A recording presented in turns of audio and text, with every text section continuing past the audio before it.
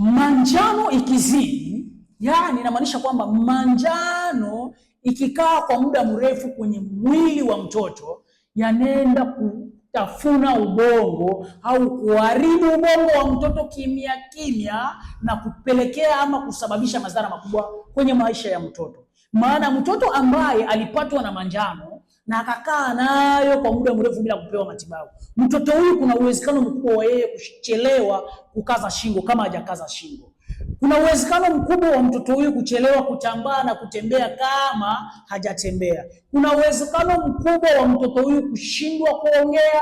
Kuna uwezekano mkubwa wa mtoto huyu kushindwa kukalili mazungumzo vizuri. Kuna uwezekano mkubwa wa mtoto huyu kupatwa na degedege. Kwa hiyo ni ugonjwa mbaya, hautakiwi wewe mzazi utakapoona kwa mtoto wako upuuze, hapana. Maana ni ugonjwa ambao unaopelekea mpaka kifo kwenye maisha ya mtoto.